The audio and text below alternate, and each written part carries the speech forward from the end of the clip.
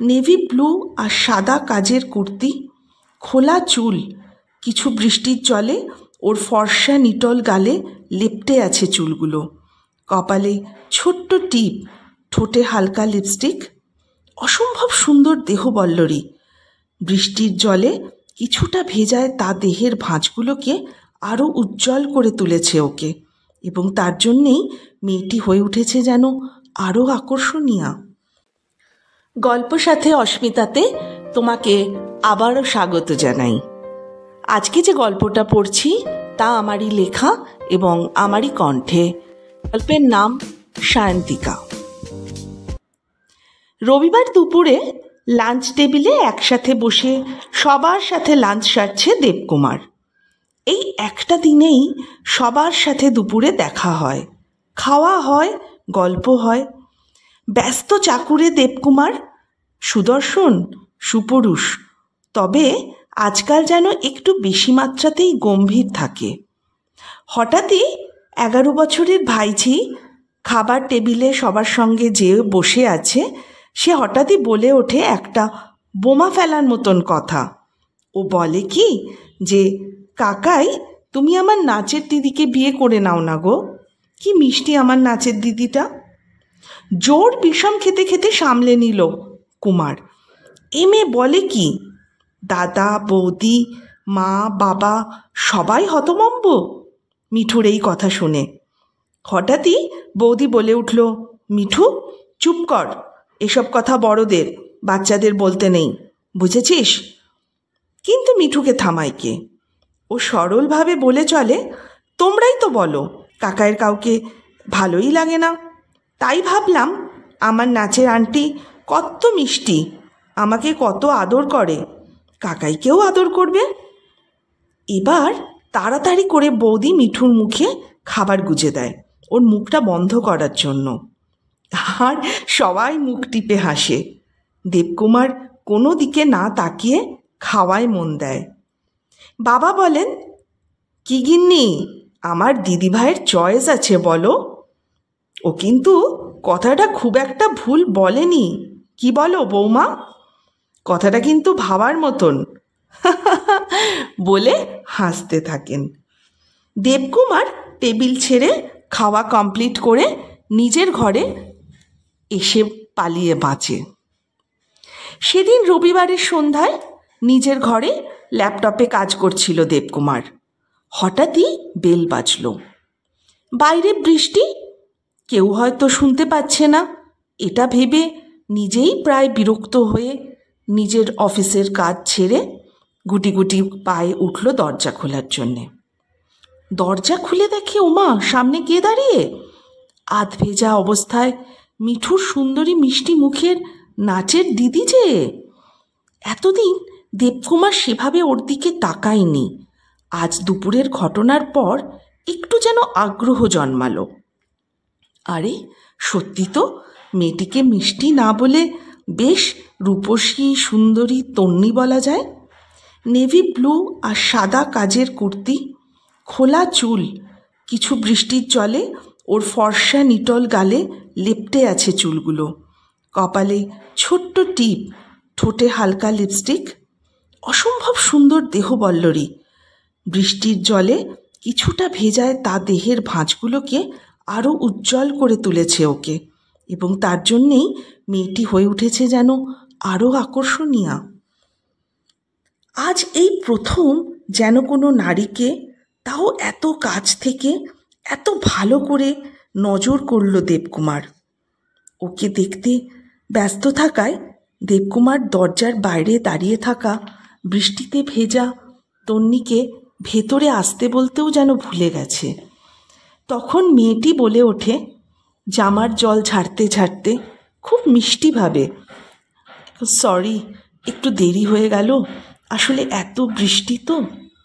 আচমকা হেসে ফেলল দেবকুমার, নিজে নিজে লজ্জিত হয়ে নিজের মনেই চঞ্চলা দেখে নিজে অবাক হয়ে উঠল, এবং সে কথাটা অবশ্য বুঝতে দিল না সায়ন্তিকাকে। ও দরজাটা পুরোটা খুলে বলল, হ্যাঁ হ্যাঁ আসুন আসুন, ভেতরে আসুন। ততক্ষণে বৌদি ওপর থেকে নেমে আসে এবং বলে, উমা সায়ন্তিকা তুমি এসেছো? আসলে আসলে আমরা ভাবলাম এত বৃষ্টি হচ্ছে, তুমি বোধহয় আজকে আর আসবে না, তাই না? এই ঠান্ডা আমেজে আমি আর আমার মেয়ে একটু ঘুমিয়েই পড়েছিলাম, আর বাড়িতে কেউ নেইও আজকে। এই কথাটা বৌদি যখন বলছে, ধীর পায়ে দেবকুমার নিজের ঘরের দিকে যাচ্ছিল, এবং বৌদির কথা শুনে ও বুঝতে পারল যে ও মেয়েটির নাম তার মানে সায়ন্তিকা। বেশ কিছুক্ষণ পর কুমার আবার নিজের কাজে মনঃসংযোগ করে। হঠাৎ বৌদি ডাকে, বাড়িতে বাবা মা আর তোমার দাদা কেউ তো নেই, বুঝলে ঠাকুরপো? বাচ্চা মেয়েটা ও এসছে, বাড়িতে তো কেউ নেই, তো এত অসময় বৃষ্টিতে সায়ন্তিকা একা একা বাড়ি ফেরে কি করে বলো তো? আর আমার ওকে একা ছেড়ে দেওয়া এটা কি উচিত হবে? যাও না গো ঠাকুরপো, একটু মেয়েটাকে পৌঁছে দাও।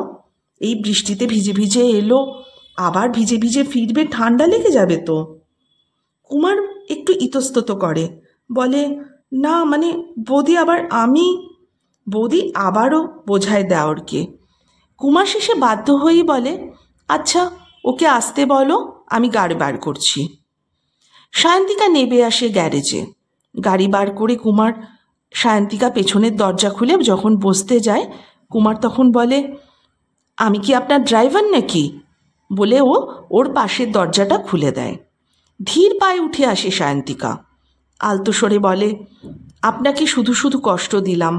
আমি বৌদিকে বললাম আমি চলে যেতে পারবো, কিন্তু বৌদি কিছুতেই আমার কথা শুনল না। কুমার বলে, এই বৃষ্টিতে ছাতাও তো আনেননি দেখছি, রাস্তায় গাড়ি অটো তাও তো দেখছি না। উত্তরে সায়ন্তিকা বলে, হেঁটেই যেতাম। পরে দেবকুমার ভাবে যে সাধারণ ঘরের মেয়েরা সত্যি কত সাধারণ হয়। এই ঠান্ডা রাতে বৃষ্টি ভেজা অবস্থায় কি নির্মলভাবে ও বলে দিল, আমি হেঁটে হেঁটেই বাড়ি চলে যাব। বৌদির কাছে শুনেছি সায়ন্তিকার বাড়ির অবস্থা খুব একটা উন্নত নয়, কিন্তু মেয়েটার চিন্তাধারা নাকি আলাদা।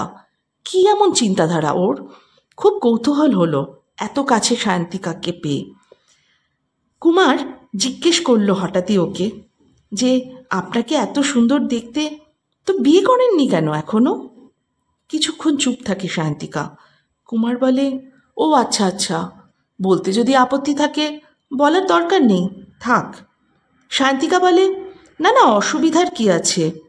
আসলে সবাই তো চায় ভালো ঘর ভালো বর, কিন্তু আমি চাই নিজের পায়ে দাঁড়িয়ে বাবা মাকে দেখব।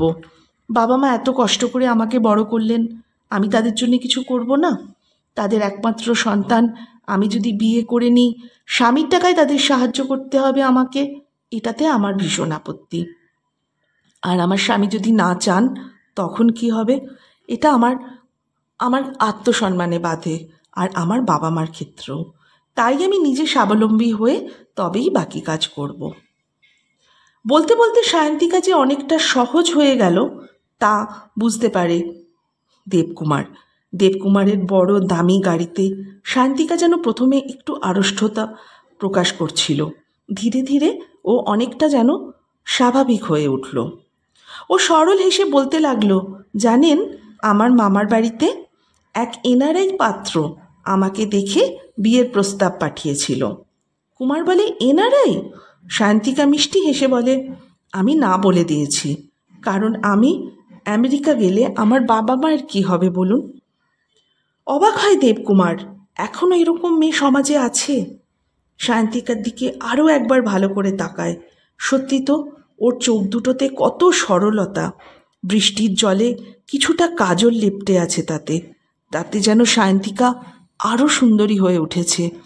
দেবকুমার মনে ফিল করল যে সায়ন্তিকা যেন ওর অনেক কাছের, অনেক চেনা, অনেক দিনের জানা। সায়ন্তিকার বাড়ি চলে এলো। দেবকুমার তাকে গেটের সামনে নামিয়ে দিয়ে বাড়ি ফিরে এলো। সেই দিনই রাতের ডিনার টেবিলে বাবা মা দাদা কুমারের জন্য যে মেয়ে দেখতে গিয়েছিল তাতে কি কি হলো, কেমন দেখলো, এসব নিয়ে আলোচনা শুরু করেছে। হঠাৎই দেবকুমার সবাইকে থামিয়ে বলে উঠল, সায়ন্তিকাকে আমার বেশ পছন্দ বৌদি, তোমরা যদি রাজি থাকো কথা চালাতে পারো। ঘরে যেন পিন পড়ার নিস্তব্ধতা। বৌদির ঠোঁটে খেলে গেল এক চোরা হাসি। পরের দিন সায়ন্তিকাকে অফিসে বায়োডাটা নিয়ে দেখা করতে বলল দেবকুমার, কারণ দেবকুমার অফিসে একটি এক্সিকিউটিভ পদ খালি ছিল, আর দেবকুমার যে উঁচু পোস্টে কাজ করে ওর সম্পূর্ণ ক্ষমতা ছিল সেই পোস্টটিতে সায়ন্তিকা যদি উপযুক্ত হয় তাহলে সেখানে রিক্রুট করার। সায়ন্তিকার বায়োডাটা দেখে দেবকুমার ভীষণ তুষ্ট হলো, কারণ ওর বায়োডাটা অনুযায়ী ওই পদটি ও পাওয়ার যোগ্য। ও সায়ন্তিকাকে বলল, তুমি ইন্টারভিউ দিয়ে বাড়ি চলে যাও, আমি তোমাকে চিঠি পাঠিয়ে দেব। কয়েকদিনের মধ্যে চিঠি পৌঁছে গেল সায়ন্তিকার বাড়িতে এবং চাকরিটি সায়ন্তিকার কনফার্ম হয়ে গেল। খুব তাড়াতাড়ি বাড়ি থেকে বিয়ের প্রস্তাব গেল। বৌভাতের রাতে কুমার সায়ন্তিকাকে জড়িয়ে ধরে বলে, তুমি খুশি তো? এ বিয়ে মন থেকে মেনে নিয়েছ তো? তোমার মনে কোনো অনুযোগ নেই তো? আর ঠিক তখনই কোথা থেকে বৌদি চলে এসে বলল, এই যে ঠাকুরপো মশাই, আমার ঘটক বিদায়টা দাও। লজ্জায় সায়ন্তিকা মাটির দিকে তাকিয়ে আঙুলের দিকে আঙুল নাড়তে লাগলো। ও এত লজ্জা পেয়ে গেল ঠিক সেই সময় বৌদির উপস্থিতি। আর বৌদি মিষ্টি করে হেসে দেবকুমারের দিকে তাকিয়ে বলল, ও ঠাকুরপো, তোর যে আর সইছে না গো, দাঁড়াও দাঁড়াও, আমি এবার চলে যাচ্ছি, তারপর তুমি তোমার নতুন বউকে নিয়ে যা খুশি করো, কেউ বলতে আসবে না। সায়ন্তিকা এবার সঙ্গে সঙ্গে ছুটতে পালালো নিজের ঘরে। কেমন লাগলো? যদি ভালো লেগে থাকে অবশ্যই একটু জানিয়ে যাবেন।